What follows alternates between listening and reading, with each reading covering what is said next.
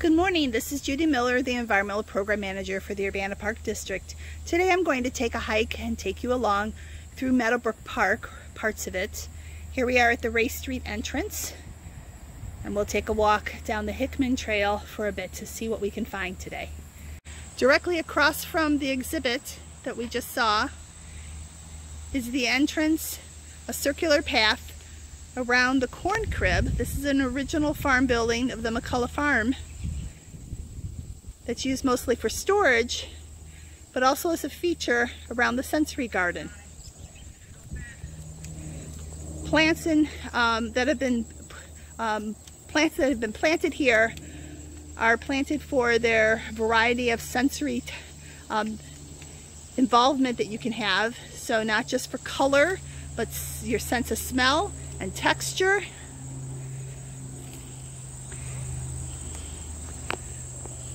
You'll also find some sculptures on the corn crib. The farmhouse is a Park District residence where one of the staff to live and help to monitor the park.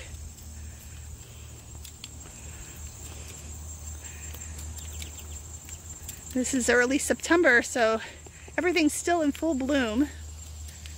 Very lovely.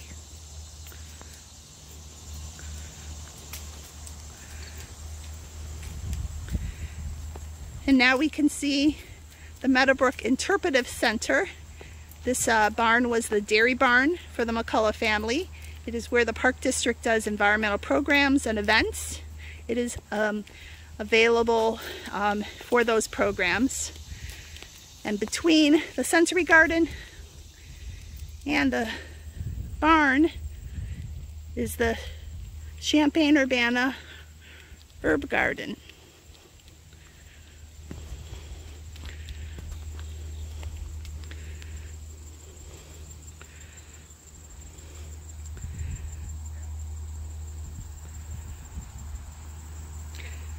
These gardens are a wonderful place to see color, interact with your the plants with your senses, and then also to observe wildlife.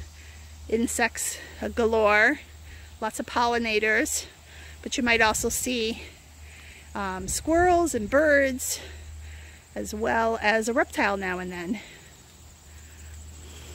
And then just beyond the sensory garden is the garden pavilion. We're still on the paved path along what's called the Hickman Wildflower Trail.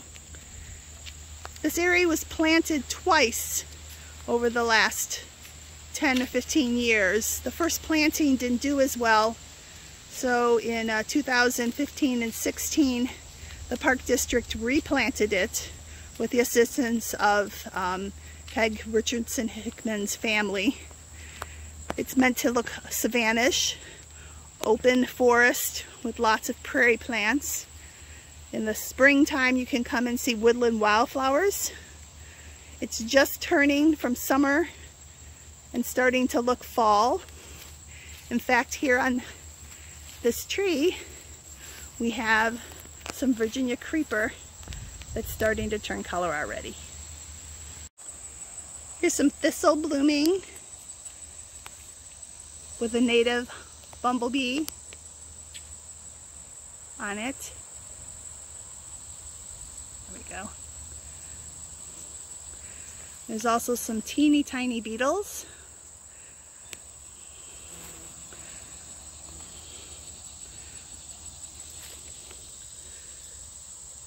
Our friend the bee moved on to another flower. There's another one down below. These animals will not harm you if you don't bother them. Here's a wasp flitting around as well, looking for nectar.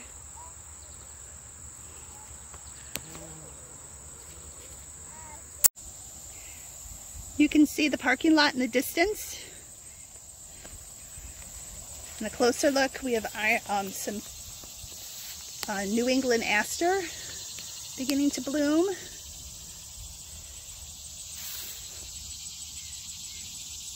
And then over here We have some common sneeze weed blooming. Goldenrod beginning to bloom. A lot of people think that goldenrod is what causes people to sneeze with hay fever and allergies, and that's actually ragweed. Goldenrod is not wind pollinated like ragweed is. Here's some more ironweed growing. Ironweed could grow up to 6 to 7 feet. Here it's about 5 feet. And we have some milkweed. It's a common milkweed with a green pod on it. The monarch butterfly lays its eggs on milkweed. It's what its caterpillars eat. They should be heading south to Mexico for the overwintering. Here we have a seed pod that already opened up.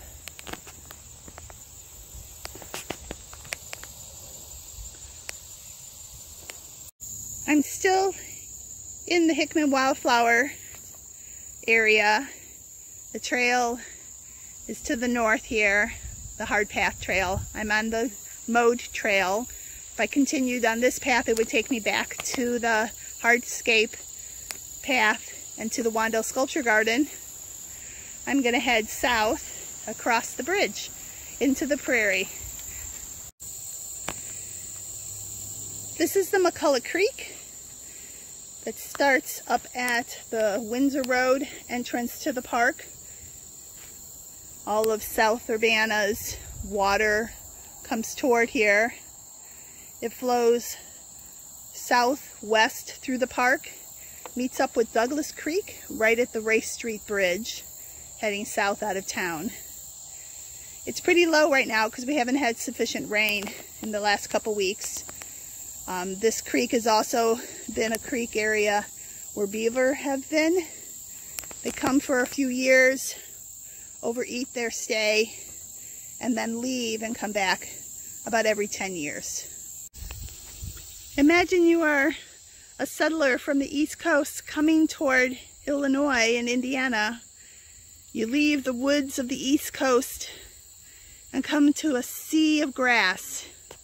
The predominant species that you would have seen would have been big blue stem in this part of the country, and that's here, well over 7 or 8 feet. Interesting thing about prairie plants is their roots go down into the earth even longer than the plant goes up toward the sky.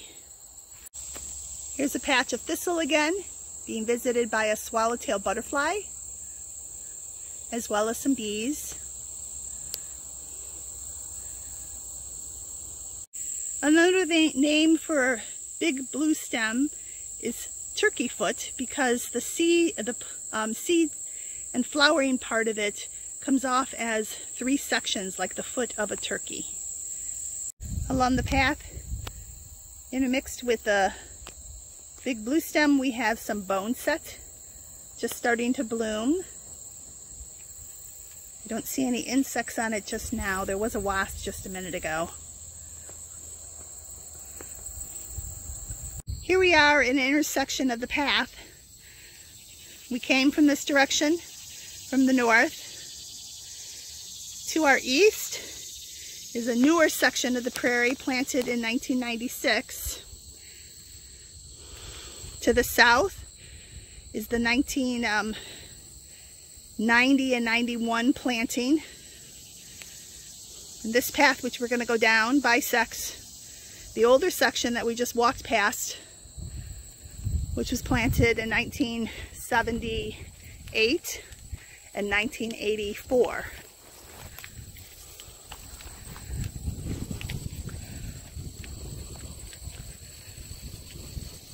The difference as we come out into the open again is there are more prairie grasses planted in the 1978-84 section, and more forbs or flowering plants, like you can see here, that were planted in the 90s. It was more heavily planted in forbs, where the earlier section was more heavily planted in grasses. Besides some big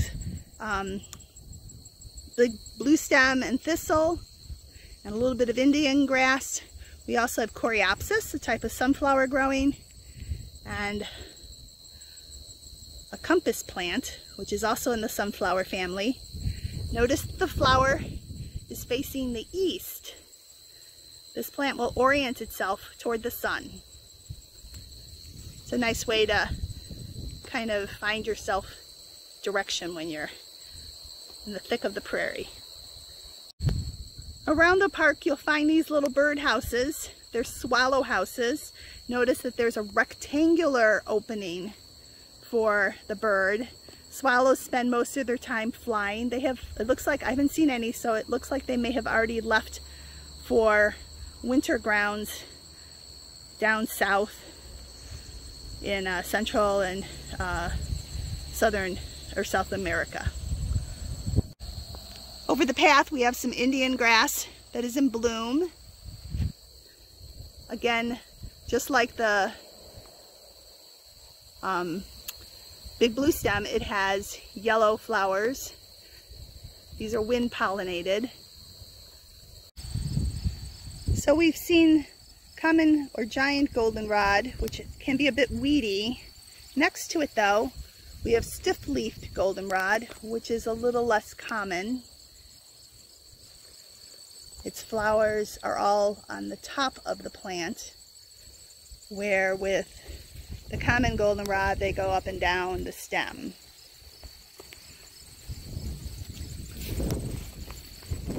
A bit windy out today. Sorry about that. Kind of gives you the idea of where the prairie sea came from, the term prairie seed. It feels like there's waves going through the prairie with the wind. Haven't seen too many of the purple coneflower. They're almost done. We've got a little bee buzzing around it. There's two types of coneflowers that bloom here at Meadowbrook. There's the pale purple, which usually blooms in June and July, and then the purple coneflower, which blooms in August and September. We've come to another intersection in the path. The path going west here will take you across a small bridge into the Timponi Grove on the west side along Ray Street. We're going to continue north on this path as it'll take us back toward the barns and the parking lot. To our left or west is a walnut grove that grows along the McCullough Creek that we saw earlier. It's a great place to find the deer bedding down. And in June, a great place to find the lightning bugs. Here's another view of the stiff-leaved goldenrod with little beetles. Can't zoom in much more than I already am on it. We'll say goodbye to the prairie as we head out back toward the parking lot. Thanks for joining me.